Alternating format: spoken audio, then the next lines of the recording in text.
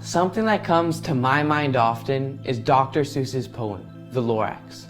One of my favorite parts is this: unless someone like you cares a whole awful lot, nothing is going to get better. It's not.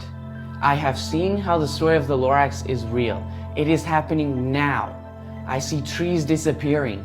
The impact of global warming is evident. This affected me, so I decided to take action because I realized that I cared a whole awful lot about the environment around me. Thus, over the past year, I began to fight against environmental destruction. And I'll briefly share my story with you as an illustration of how change started with me. This is how a forest, here where I live in Romania, looked like a few years ago. I used to go running here because of its splendor. Similarly to the story of the Lorax, it was cut down by people fueled by greed. Last time I went there to run, it was a wasteland of tree stumps. The birds weren't singing and the green was gone. I was heartbroken.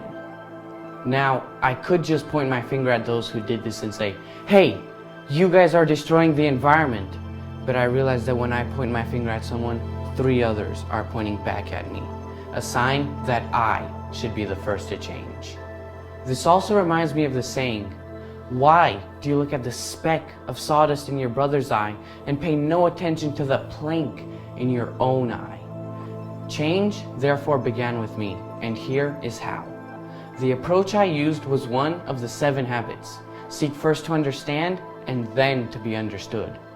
Thus, only after I understand the motives of those who cut down trees can I seek to be understood, and only then I can truly speak for the trees. But in order to end global warming, a significant change must happen, since, per Stephen Covey, if we keep doing what we're doing, we're going to keep getting what we're getting. Basically, we've been burning too much fossil fuels. We've been cutting down too many trees, and as a result, CO2 levels in the atmosphere have been increasing. Temperatures have been rising and glaciers have been melting. Such facts changed my beliefs, and in turn I changed my behavior, since what we are communicates far more eloquently than anything we say or do. Now, as there were 3 fingers pointing back at me, here are 3 ways how I changed my behavior to stop global warming. 1.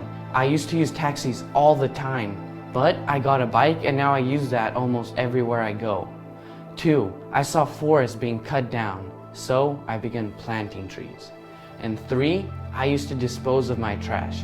However, I have begun recycling and I participated in a forest cleanup with Let's Do It Romania. Now, I did change my behavior, but in order to effectively end global warming, I must involve others also. So I wrote articles and participated in discussions. I created a video to persuade people to join a march to raise environmental awareness. I, for one, do not want deforestation to happen, but to live a clean and healthy life frugally. Life is not about accumulation anyway, but about contribution. Does it really take a virus to make us stop and let the environment rest? I believe that we can change. I did. We must decide ourselves to stop our constant rush towards economic growth and to learn instead to live with less, but in a green environment.